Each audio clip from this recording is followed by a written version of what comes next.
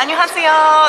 今日はアマーク AC カンファレンス2日目が行われています。そしてこの後午前9時からはステータスオブウーマンアジア太平洋地域コミュニティラジオ局の女性の地位についてのセッションが始まります。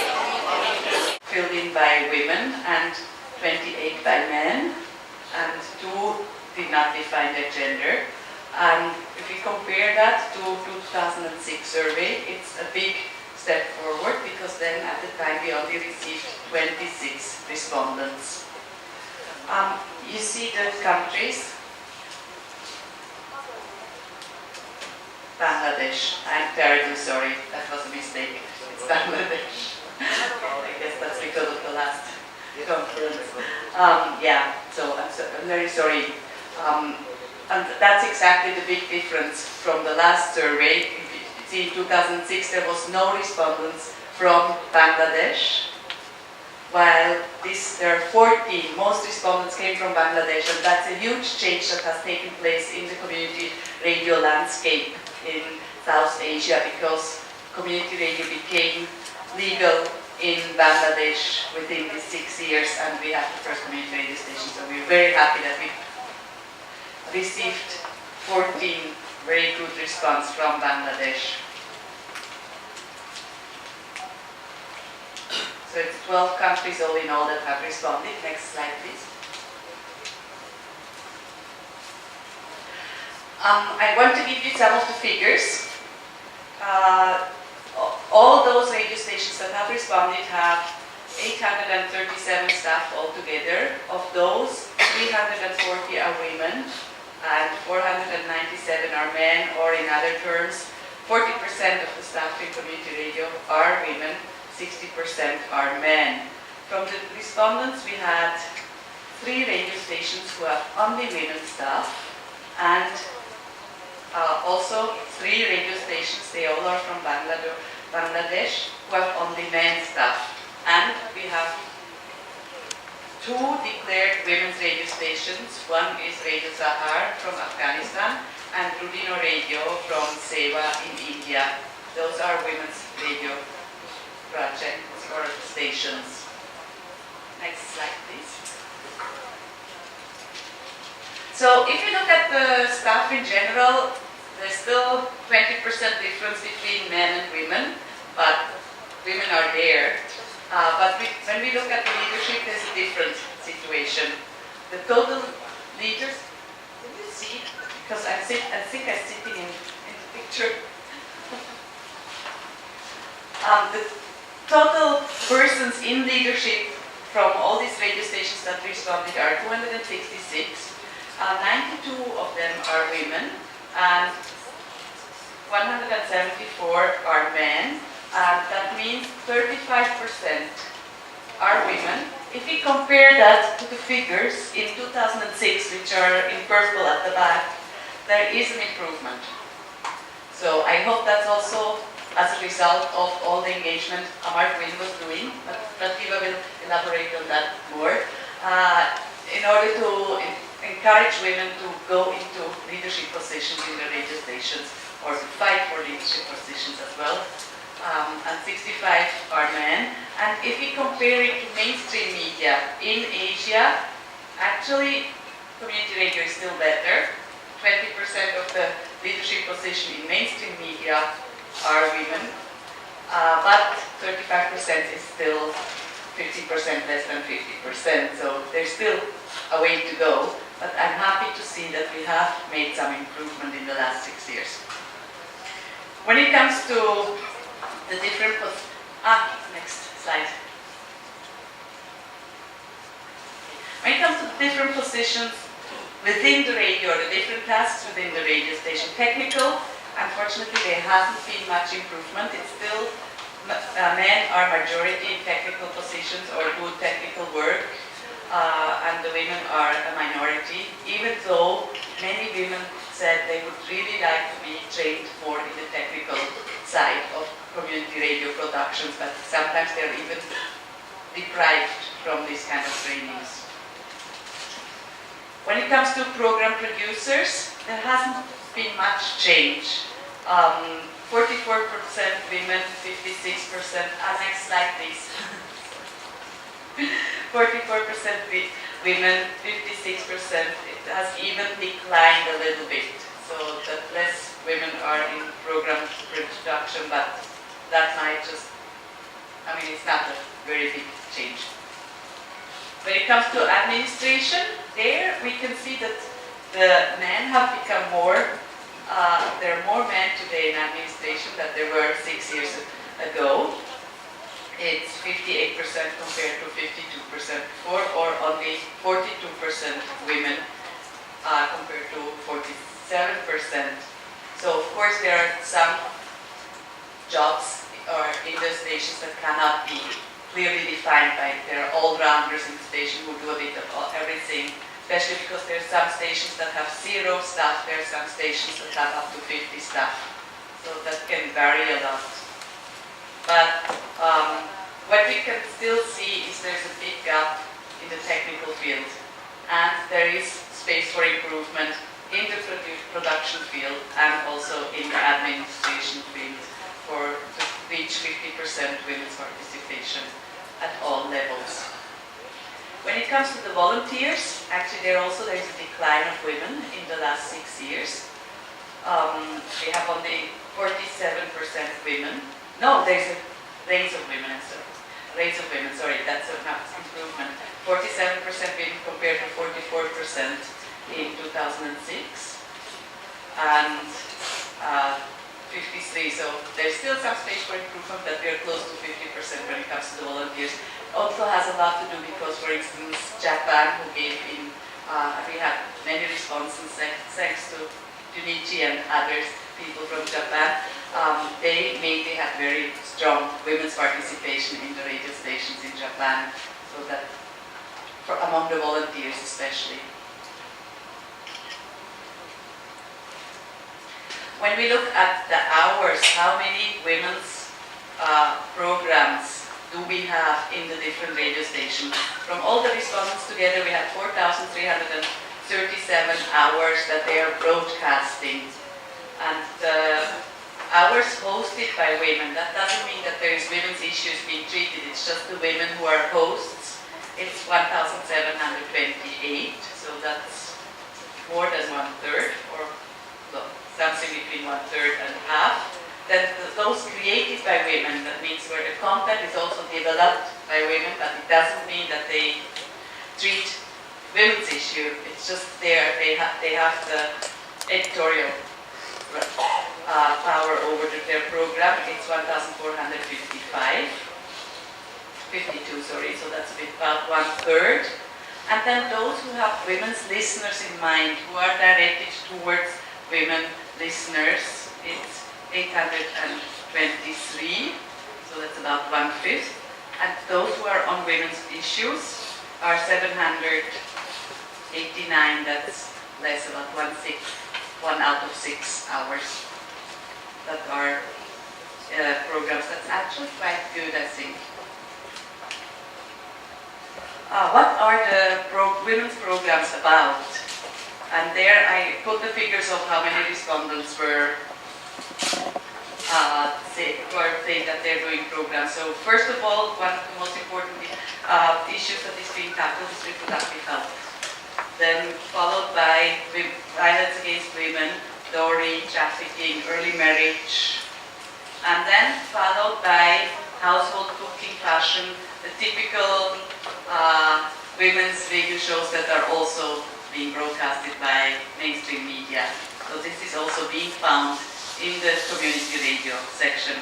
And others are nutrition, childcare, which is also very gender-typical roles of women.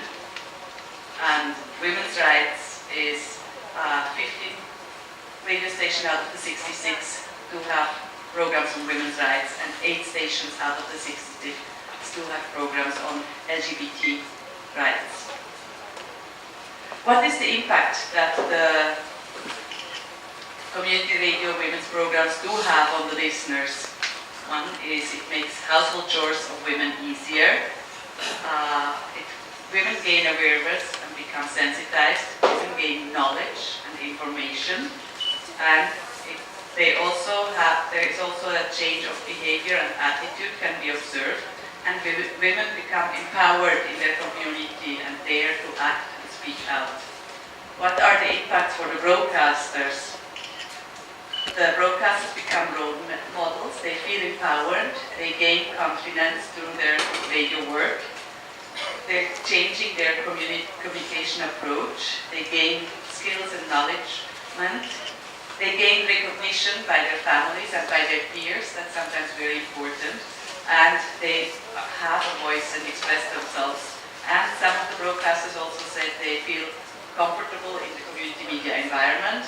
They became aware of gender-sensitive language and stopped to use sexist terms, and they feel taken serious by the audience, while otherwise they were not taken serious in the community. What are the positive experiences? 53 respondents said they had positive experiences thanks to the women's radio programs. 3 respondents said they did not have positive experiences, the others did not respond. I just give you a few examples of positive experiences. Women listeners joined the women's rights organization in the Philippines as a result of listening to the radio program. Or women from a community in Nepal joined together to contribute to a fund to the conservation of their environment. Or Dalit women became aware of their rights and how to seek their rights, and as a result, more representation of Dalit women was observed in that area in Nepal in different organizations. Sorry. Next one. Next slide, please. And then in India, there was an example where they, thanks, I think that's this radio station, thanks to the radio campaign, the community members got voting cards and were able to participate in the voting, in the elections. And then in South Korea, there was an experience that women who were primarily housewives before, they became active, started to do broadcast productions, and they started to become active in political life, on life and political issues. Next, please. What are the problems that women identified or the respondents identified? First of all, it's social barriers for women in society to actively participate in the community radio. The others is safety for them, especially when they have to travel to and from the radio station to get the reports, and that they have to work in evening hours. The other constraints are economic, or especially from Japan, they said lack of time. And then communication problems, lack of childcare was also mentioned. And then some also said that the women's opinion in the radio station is not being valued. And there's also a lack of women's willingness to take over responsibility and lack of self-confidence. I remember some of the forms were filled out by men, so I guess that's also a judgment. The good news is that 49% of the respondents take women's issues seriously and try to address them. 30 respondents said the station does not address women's issue and does not take it serious. What are the desired changes? That, I guess, is important to lead into the Women's Action Plan. More women's participation in content production, more women's participation as staff and volunteer, generally to have more women participate in the community radio. More responsibility should be given to women, more access to technical knowledge, especially the digital editing and social media. Financial stability for the radio is important, and more access to women in decision making and gender equality. Then also very infrastructural things like separate toilet for men and women, or offer activities that do support the broadcasts. The needs, in training needs, are radio production skills and program development, and feminist broadcasting, women's rights, women's empowerment. That's would be a training that is desired, technical trainings on health programs, on programs of violence against women and sexual harassment, trainings on radio management, on how to do people-oriented program, on agricultural and radio theatre production. And then we come to the last questions, which is how many of the respondents are members of Amarc, or first of all, how many of the respondents do know Amarc? 38 said they are aware of Amarc, they know Amarc. 14 said they did not know Amarc before. Only 22 of the respondents are actually Amarc members, so there is a lot to be mobilized there. And out of the 66 respondents, and 39 of the respondents do know Amarc Wing, the Women's International Network, while 19 do not know, so there is some work for us to do there as well. And 47 of the respondents would like to join Amarc Wing, while 24 of the respondents have attended some Amarc activities, such as conferences or workshops. How is the use of gender policy? As I earlier said, we introduced the gender policy. 28 of the respondents do know the gender policy out of the 66. And 19 have applied the gender policy for community radio in their station. As a result, the impact was creating women-friendly environment. When they recruit staff, they also take care of the security and safety.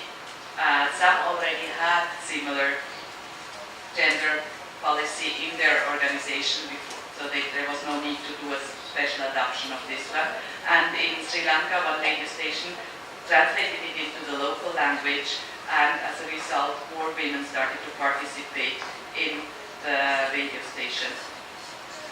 How about the participation of the respondents to the Amarc Wing radio campaigns on March 8th, with International Women's Days, and on the 16 days against violence against women? 23 of the respondents' radio station have participated in the Amarc Wing campaigns. 33 did not participate because mainly they said because they didn't know about it, and 9 radio stations have downloaded the programs during these campaigns from the Amarc website. The rest did not, and mainly those 9 came from Bangladesh and from Nepal, who downloaded programs. So I think there's also a lot to be done to make our programs on the website more known and accessible to other radio stations. What are the suggestions that the respondents did to improve our radio campaigns? One is send the information about the campaigns out earlier. 2, the invitation to participate with productions in the campaign should be sent directly to the broadcasters, because sometimes the station managers would not forward it.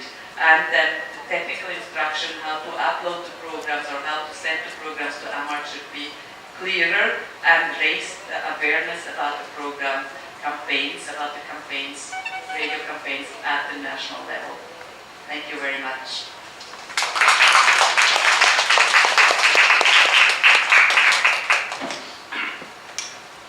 Thank you, Dianka.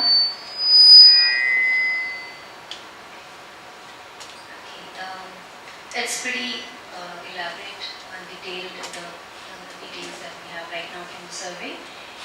But I think to this, the figures that we have heard so far are figures. I think it would be far more interesting if we heard a little bit more about the stories and about some of the interactions and insights that Pratibha, I think I would invite her to share this, because she has interacted directly, not only for the survey but also with other interactions with the broadcasters through various other interactions of like training, meetings and all that. I think she has a far more detailed idea, and I would love to hear from her, so that would make the picture a little more clearer about what the realities are. So Pratibha, please. Good morning. I'm Pratibha. I work with the Amarc Asia Pacific Regional Office in Kathmandu. So today, as Mimi's already said, Bianca has given a detailed presentation on the survey.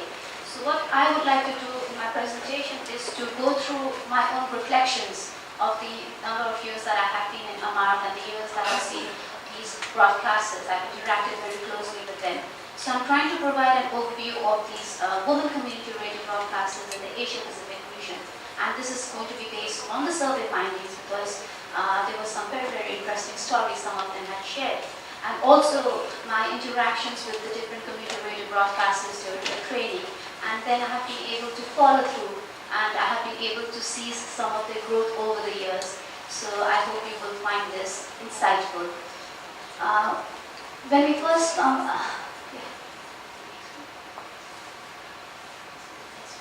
the next slide, yeah.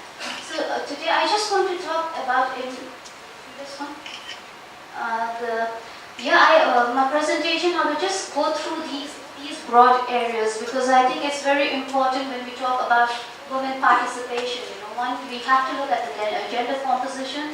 The second is the programs, the challenges, the trends that the women have set in the Asia Pacific region, and how community radio has been empowering women, and some of the recommendations that have come through, not only from the survey but also from the trainings and the evaluations that we carry out after each event that we do. The next slide, please. When you look at the gender composition, it's very interesting. We've seen like this, like Bianca has already explained, there has been a marked improvement in women's participation. But then, like most of the stations, when I interact with them, they say, yes, we have a lot of women participating. But then, when you look into the details, it's always at, either they are still working as presenters, or they are just reporting something, or they're just working as an anchor person, So this is where the intervention has to come through. Because when you look at it, the leadership positions and the technical staff, there needs to be a real improvement in these areas. So this is something that we should all think about. The next slide, please. When we talk about women's programs, it was very interesting because in the survey we had a question. We said, okay, do you have a women's program in your radio? And everyone said yes, there was. But then when we looked into the details, we went like, okay, how many of these programs are actually, designed? The concept is, created by women. That is where the challenge lies, because often what happens is, like we've seen radio programs, they have, some of them are broadcasting just 18 hours a week, and some of them go up to 160 hours a week. But then when you look at like how many of these programs are actually women's programs, so it ranges from 2 to 70 hours. So you can actually see the difference there, and some of them are doing these programs is mostly because they want to keep a slot to say, yes, we are doing a women's programs. But what are those programs about? Are they actually impacting the women they're supposed to be doing for, or are they just doing a program that is just about entertainment? So I think the timing of the broadcast is also very important, because whenever we say we are doing a women's program, what is the time that you broadcast these programs? Are you doing it at a time when a woman is very busy? Like in instance, like in the morning, like she's very busy doing her household chores, trying to send her children to school. Or in the evening when she's cooking, because like it or not, in most parts of the Asia Pacific region, we have women who do these work. So are the radios taking into consideration when we do this? When we talk about a timing of a women's program, are you taking the audience into consideration? Are your programs actually reaching the group that you're targeting for? This is something that we have to look into. I think the other thing is the content. Because every time we talk about a women's program, we find that it's about, you're talking about some entertainment program or something like that. But what happens is, like, I feel that most of the time that the programs that the radios, community radios in the region are broadcasting are trying to, what they do is, they are doing the same programs that is, kind of supporting the dominant values of the society, Like I found out, like when we were talking about what are the women programs that you do, they said women and religion, women and children, women and cooking tips, women and fashion. So I think as community radio broadcasters, we have to look into it, it's very easy for us to say, like, especially when we talk to the management, because that is whom I react with. And when I ask them about these things, we are having women participation, we are having women programs. But when you look inside it, these are the issues that we need to change. Are we just doing this as a lip service, or are we serious about making a commitment to bring about the change?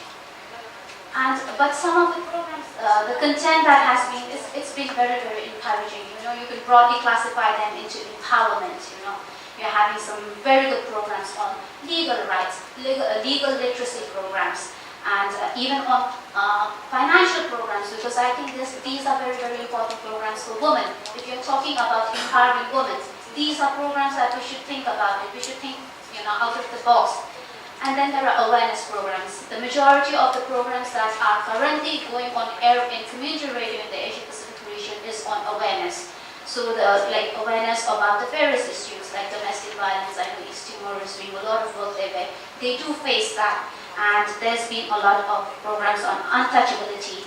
And there were some very interesting programs on government schemes, because I think a radio station in India, they had conducted a program on the available government scheme in the region. So once this program was aired, I think most of the women came to know about it, that there are such government schemes which they could benefit from. So these are the kind of programs that we should encourage in community radio. And of course there is the health programs, and there are other normal women issues which everyone knows about. So I feel there has been, when you talk about the impact of these programs of women in community that the community radios have been broadcasting, there has definitely been a marked impact on them, because I think they are creating a lot of awareness. I think on the first hand, this has been one of the most notable area of progress. There's been about awareness, and we hope that this will lead to more gender equality in the society. They have also been able to raise awareness on the social ills like trafficking. You talk about dowry, you talk about discrimination towards a girl child, untouchability. These are some areas where the impact of community radio programs has been very, you can feel the difference. Next slide, please. I was telling Bianca when I talked about you doing these programs, is because I want to take this opportunity of this forum to talk about the challenges, because I think this is one area we really need to address. Because every time because this is a forum where we find more men participating than women.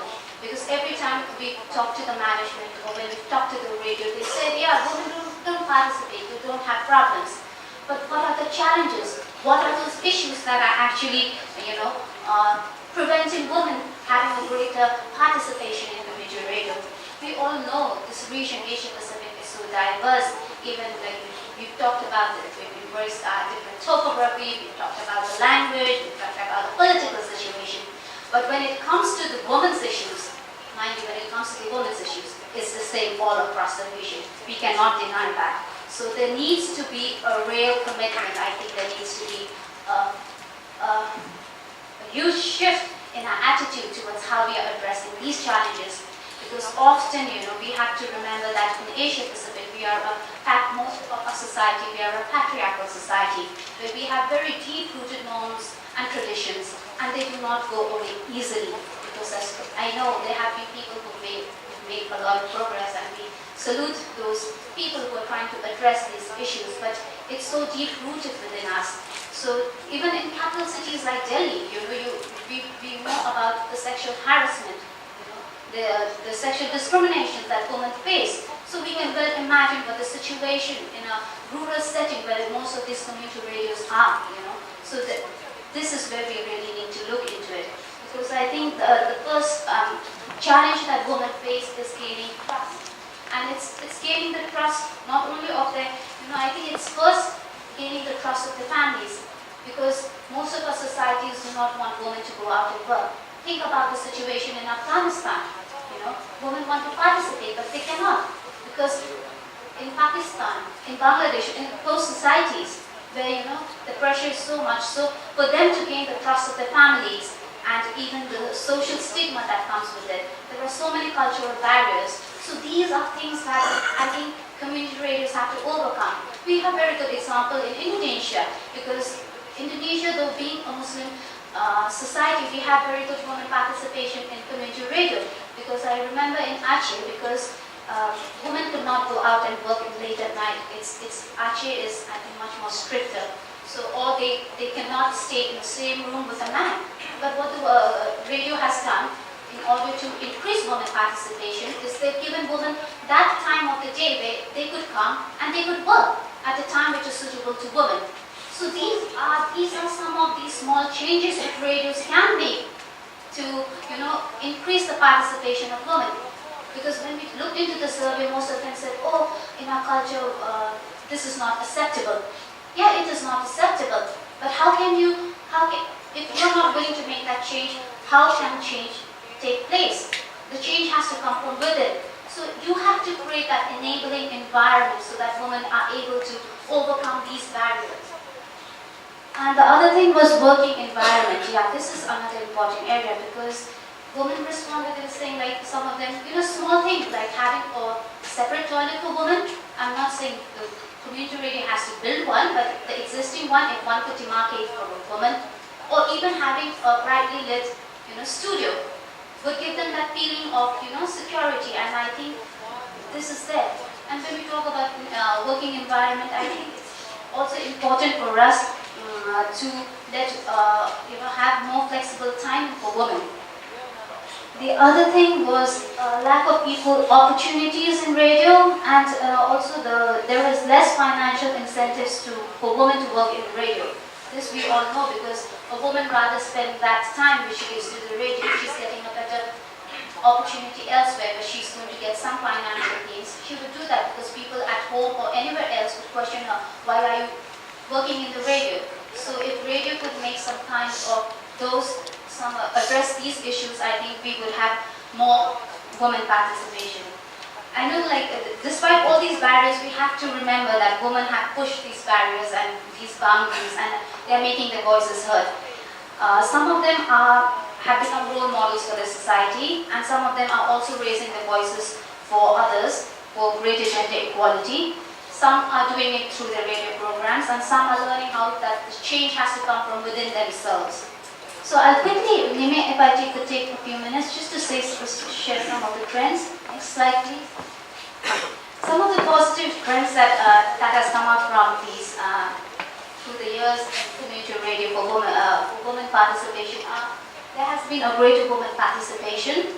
Now we've seen that through Bianca's presentation also, and now there is more women-run radios. Even in Afghanistan, there are about 9 women-run radios. In Nepal, we are having about 9, and there are 3 in the Pacific Island countries. And there has been a greater increase in participation in the management and technical side.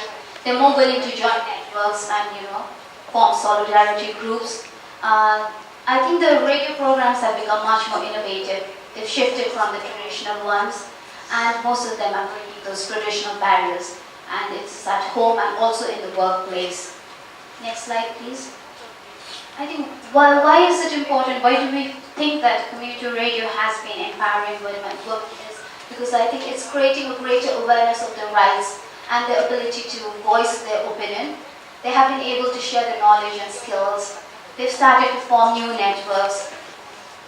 And it's not only impacting the professional life, but I think it's professional. This is very, very important because sometimes through the process of working in the radio, they have become more empowered, and this has impacted their family. And I think the way they raise the kids and the children, we are seeing a difference there already. So these are some of the positive trends. The next one, please. So lastly, I would just like to come to a few recommendations if I could get through with this, because based on all the survey findings and the experiences that we've had in Amarc through all the various trainings that we've attended and also the interaction with women at different levels, we found out that there needs to be a positive discrimination for a woman.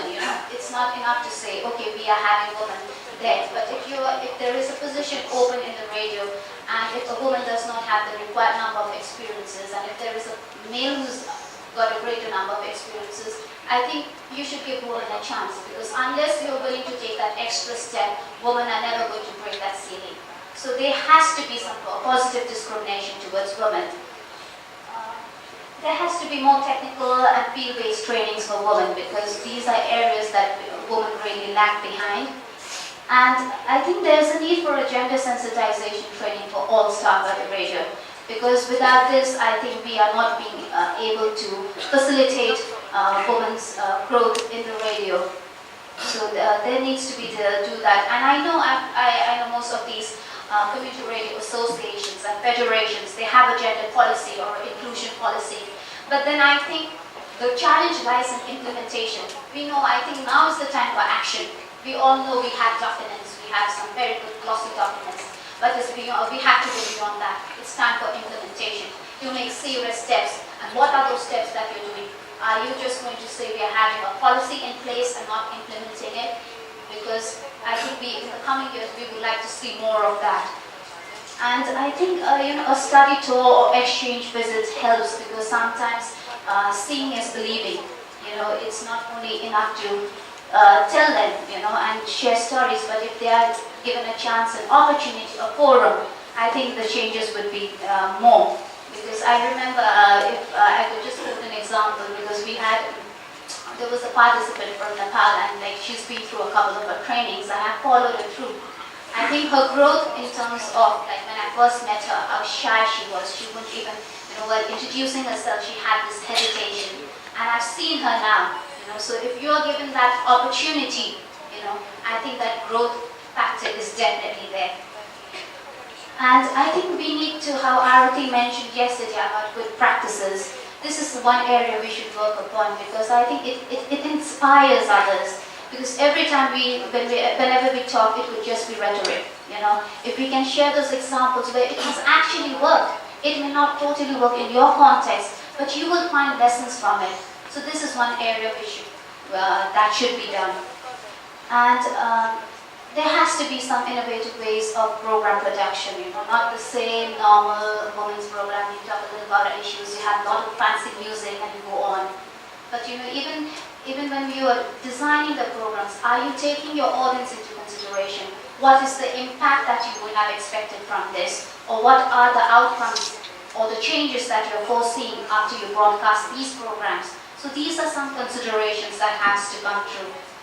And implement the policies and bylaws. Please, we seriously think that it's time that you show us by your action and not just words. So it's time we get to see the action now, And the other thing is off-air activities. Yeah, I like to stress on this fact, especially in areas where, in disaster-related areas, because this is one area because every time following a disaster or any form of disaster, be it natural or mostly natural disasters, we find the toll is higher of women and children.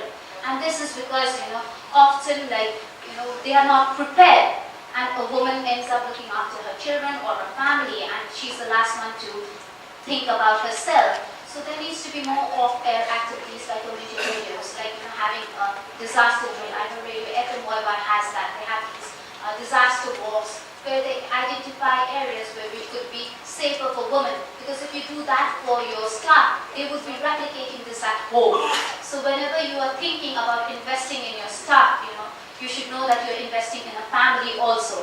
Because every time, I know whenever I've tried to, when we shortlist candidates for trainings and events, I do a reference check and I always, whenever I find that they say, oh, she's going to get married and move on, so why did you send her for the training?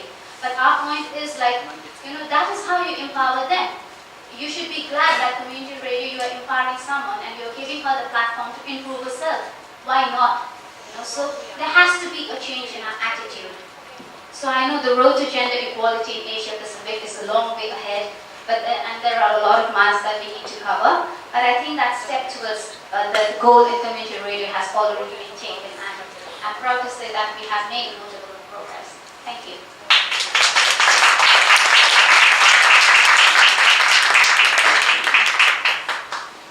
Thank you, Pratima. I think it was now the picture looks a little more complete. Now we have a far more better idea of what scenario exactly is like. But again, I think one thing is very clear that when we do surveys and such, we are trying to put together all our experiences into 2 or 5 pages, trying to put it into those many questions. And sometimes we don't get the opportunity to kind of share of what is behind all those. I think this is the time right now to invite at least 3 such people who can share a little more about what they put in those survey forms and what goes on behind. Not only about what they wrote in our other experiences, but also about generally doing a survey, like how does it help and whatnot. I think that will also give a good idea. I invite Aarti Jaiman from Gurgaon Ki Awaaz to come on and come up here on the dais. I also invite Aarti Jaiman, Lisa Horiwapu, I'm sorry, please excuse my pronunciations, from Solomon Islands, please come up here. And I also invite Hashizume Asuka from FM Tumi, please come up here. Lisa, let's clap for them, everyone. We need to see and hear more and more women talk about not only their issues, but also women's issues are not only about women themselves. We are trying to talk about a gender equality. It is a very gender justice society. I think that requires effort from all sides. But let's hear more and more women also talk about it. Thank you. Aarti, maybe start.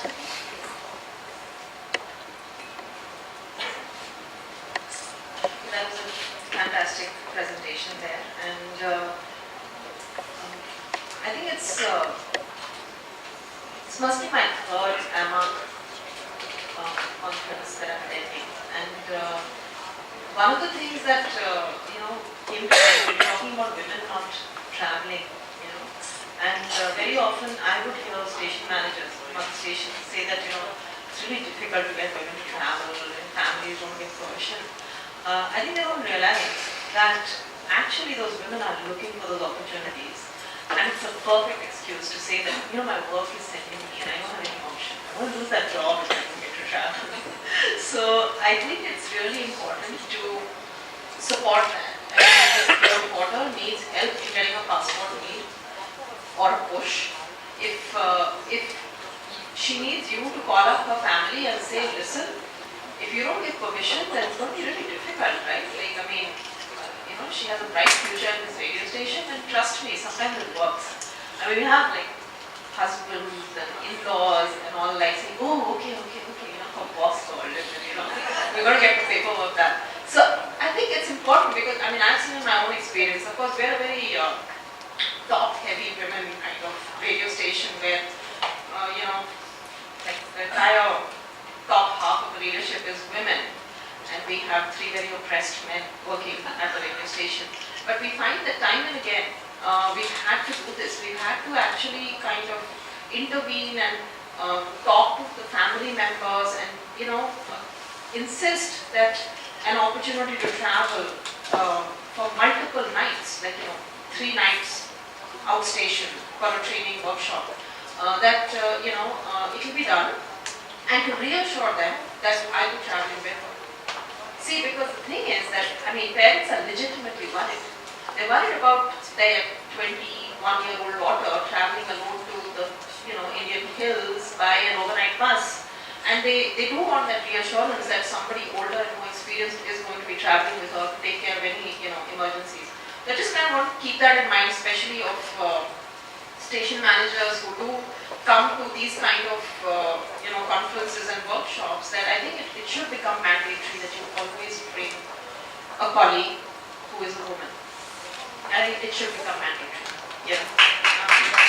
The other thing that I really wanted to respond to is that when talking about the kind of silos of technical work and women in leadership positions, I think it just goes right back to where, right from setup, if you're going to set up a radio station where team members work according to their task, so you have technical people and you have field people and you have presenters and you have RJs, you're in trouble. That's the problem. I have people calling us up and saying, I want to be an RJ, can I intern at your radio station? And I'm like, we don't have RJs.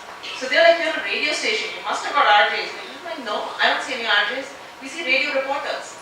So in our case, we had a team of about 6-7 youngsters, 1 or 2 slightly older people, men and women, And everybody had to do everything. That means you pick up the phones, you script your programs, you go into the field, you edit your programs, you go on air, you greet visitors, you make tea, and there's no such thing as I'm a man and I can't do it, I'm a woman who can't do it.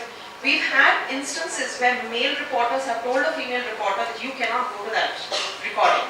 It's a public musical performance where only male performers and a male audience. You cannot go. And she's like, I'm not going as a woman, I'm going as a radio reporter. And she basically just showed him it would be done. And everybody was very respectful. It's not as if she went there and the men just kind of keeled over. It was right, So I think it's really important to kind of have set up stations where there are no signs. Everybody does everything. It has to be like that. The other thing I want to respond to was that, this thing of that, that the professional is personal, and I think it really is, because we found that in many cases, especially where programs used a lot of net storytelling, the reporters were very often drawing on their own lives and their own experiences and their own struggles to, flesh out the program.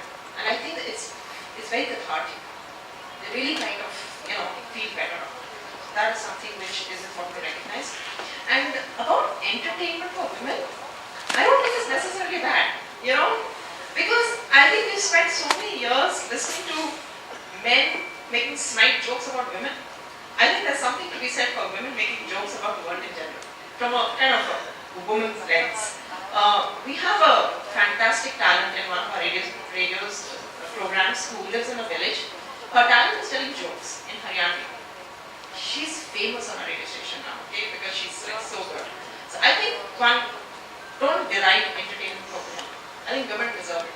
So I mean, but it should be like, something that we enjoy listening to or participating in. Another thing about study tour and exchanges, yes, we need those opportunities for women to meet each other. And I think it's very, very affirming for somebody who's very young and new in like travel and public sphere to see other young reporters and see how confidently they're speaking or not, and find that you're part of a larger community. You're not like this one-off person who's in one place. The other thing I want to look at, just to give a little example because I'm sure time is up, is that about women getting married and then having to move away from radio. We had a very bizarre opposite experience because our station manager got married because her husband fell in love with her voice. So on radio. So her parents were like so happy and they called me in time to do it. She got married because of us. That's all I have to add. Thank you. I think it's interesting here because you bring back the whole idea of personal is professional. I think profession is personal too. I think we should add that addition to it completely. I agree. And I think the other thing, important thing is women bring women's courage. I think somewhere we should also make it part of the policy, additions to those policy. So thank you, Jyoti. I'm sorry, I'm taking a little more liberties. I'm supposed to be a very strict timekeeper, but I'm not. Poor Micah has been asking me.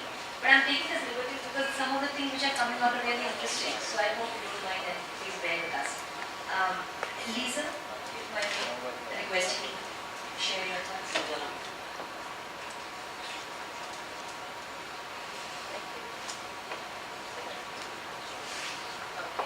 Thank you.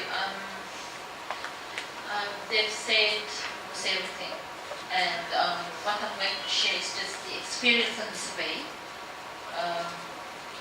For the start, community radio for us in Solomons is very, very new concept, and we have about only 12 community radio stations, and because of technical know-how and all that, we have only about 5 working.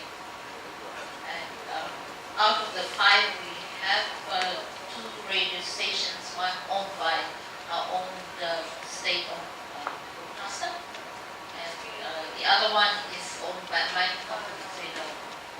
They are very financially run. And most of these radio stations are operated by men. Only very few, handful, I'd say, operated by women. And the women in these radio stations are presenters, Muslim presenters, or even not program managers.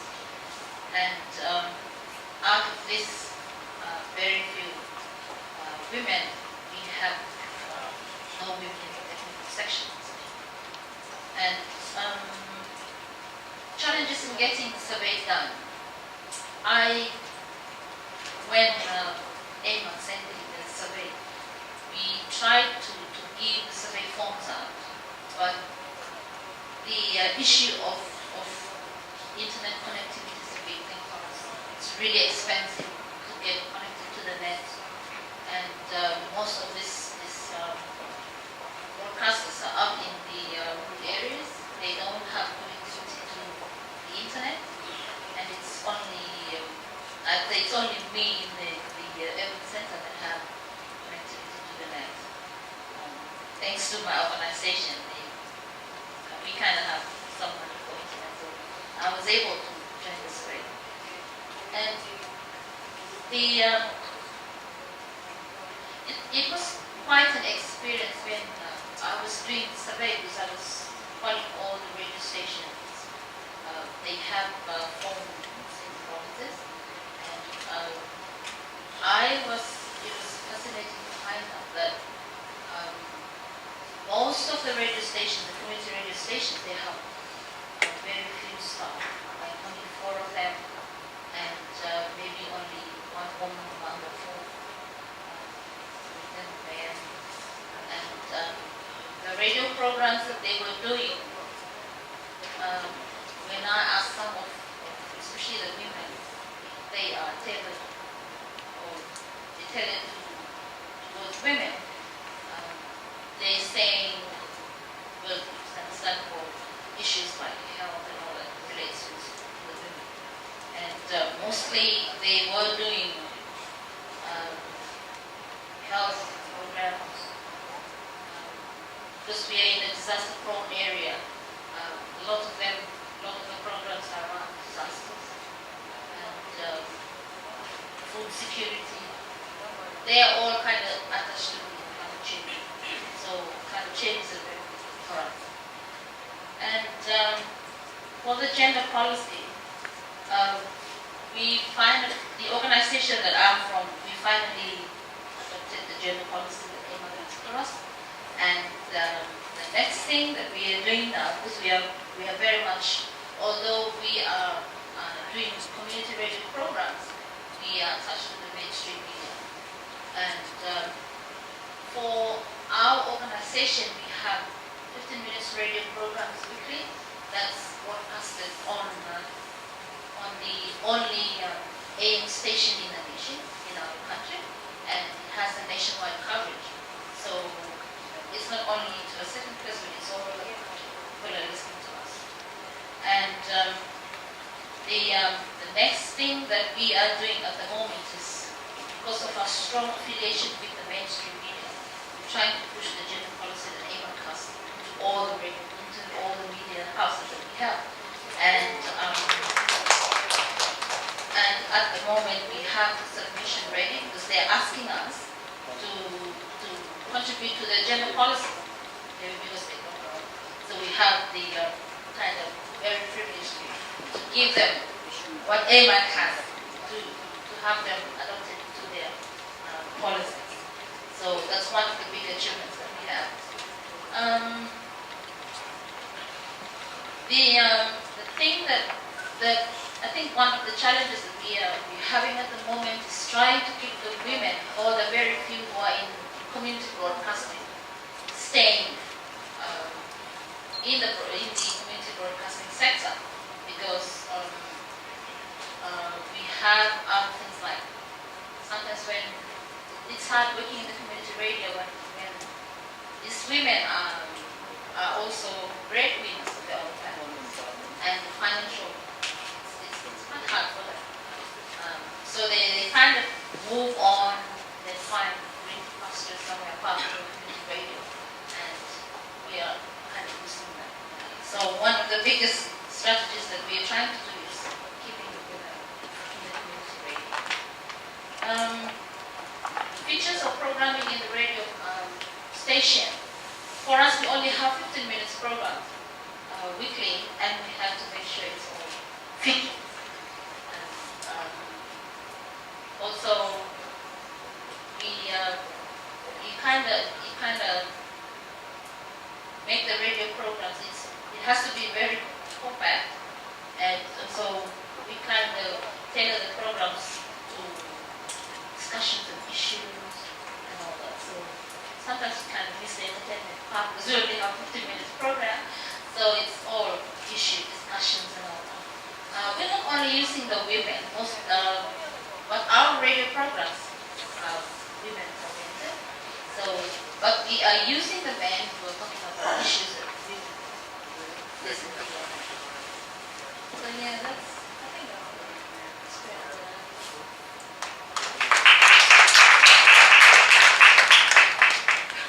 Thank you, Lisa. This was really interesting. We got to know a lot about your country, and we wish you all the best that you are able to kind of move ahead on gender policy issue and more women enter into the sector.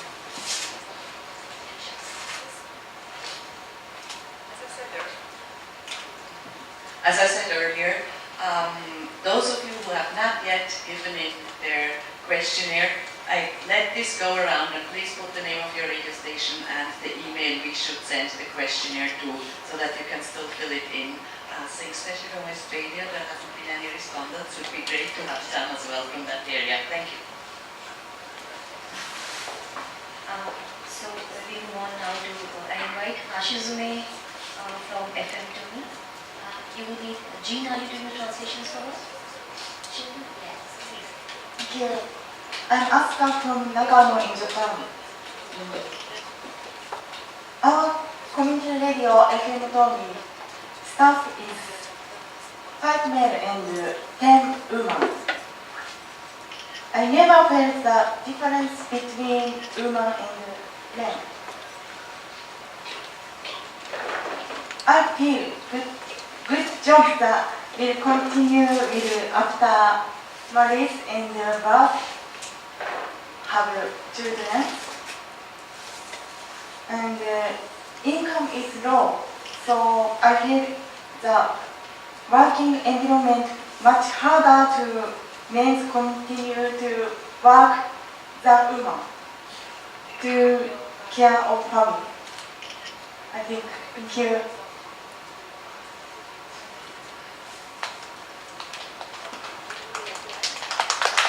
Thank you so much, Tony. Jean, would you like to add, please?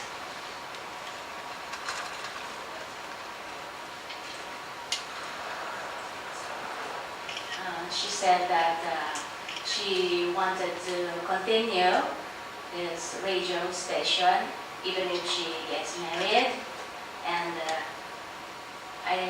she told also that there is no difference. She is thinking that there is no difference between the gender on this within this radio station.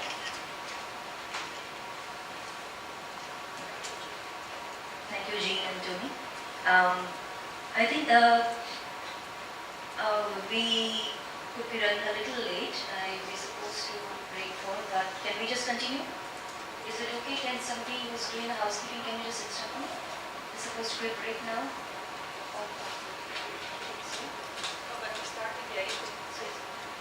It's 10:30, so we have 2 more presentations since we started late today. So shall we just continue? Let's try and wrap it up in another 15 minutes. That was 2 presentations. That will be Sure. Okay, thanks. So thank you, Arti, Lisa, Tony, and Jean. Please take your seats now.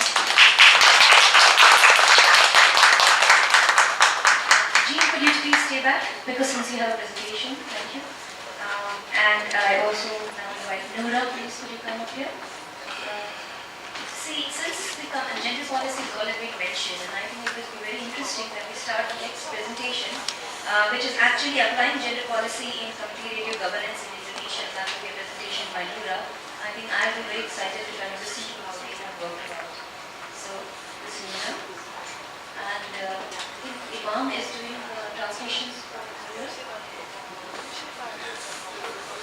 Imam? Okay. So, thank you, Arti, Lisa, Tony, and Jean. And please take your seats now. presentation by Nura, and then we will be followed by Jean.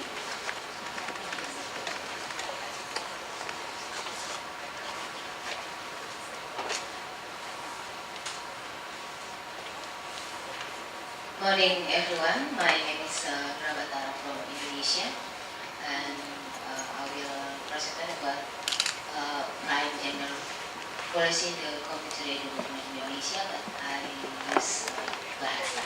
And my friend Tapina will be my co-translator.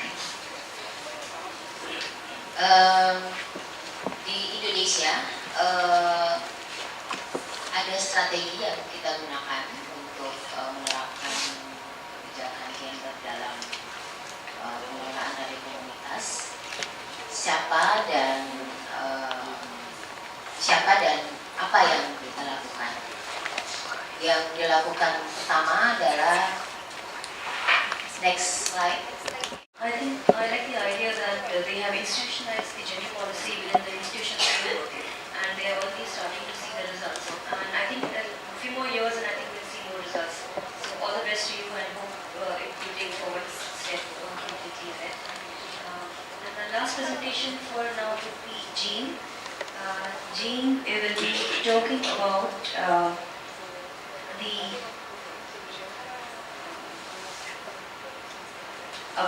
Bahian Kasenuma Radio, which is a program on migrant Filipino women.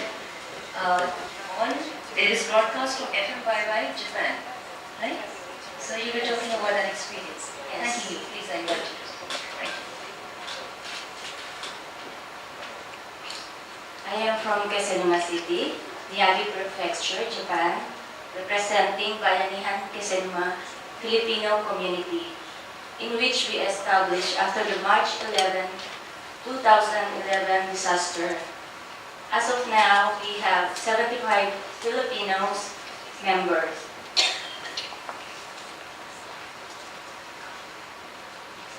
The contents of the radio program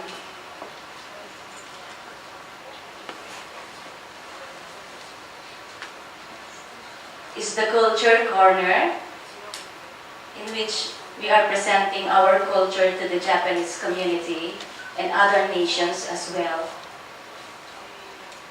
Kasenuma local dialect, the difference and fun on how we adjust, learn, and use Kasenuma dialect in our everyday living, which is much easier to understand, mostly by the elder people living in our community. And the community topics, we give some referrals, announcing up the upcoming events on our community and also to the Japanese community as well. And we also introduce some of the other foreign organizations around East area on how they are doing and what they are up to.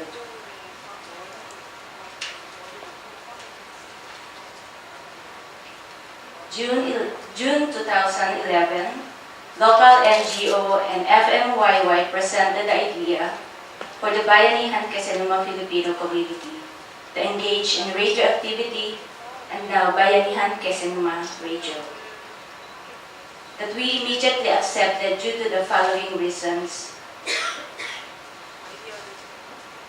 to let the Filipino community to know the situation in Kasenuma and the rest of the world to understand our condition in needed support aftermath the 311 disasters in Japan, and to give them the necessary preparation in times of disaster. History follows. We have 16 broadcasts in the span of 2 years, with the following impact to our status as foreign migrant women, as survivors of the 311 disaster. It's the March 11. We found that radio broadcast is not a male-dominated job and could be produced by all women, especially among us as a foreign migrant. We discover ourselves as women to have the strength to develop our skills in community radio broadcast. We started to have 2 women who started the community radio, and later we have 6 including me, empowered members involved in the community radio. Our presence in the community is much felt ever than before. The community radio broadcast program provides more meaning and purpose among us foreign migrant women and importance to our community, Bayanihan Quezonma. In short experience, we could have done more broadcasts if we include our training, the steps in preparing, executing, and evaluating the community radio broadcast. We have lots of difficulties in overcoming combination of ideas that lessen the enthusiasm of other members that limits our broadcast production right now. This is a temporary setback needing to overcome with training.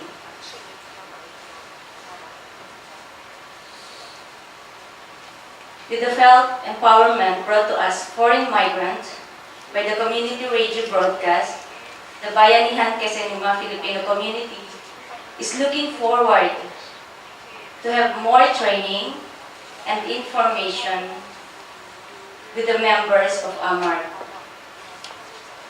We are looking towards regularizing our broadcast from 12 to at least 24 per year and needed resource for sustainability.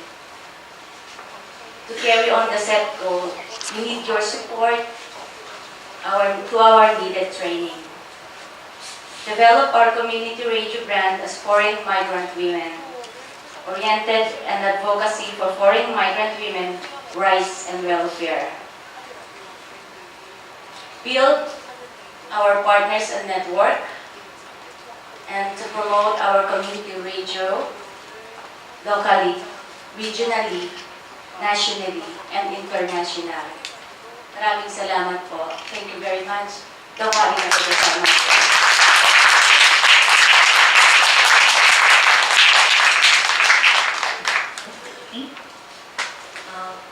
With this, actually, we have the presentations are over right now. We are running late, but if the audience would like to kind of share their own experiences and have an interaction, I would invite to either we take it out or if there is more enthusiasm, we can try to squeeze in sometime some other day, if we can, informally, not formally, informally.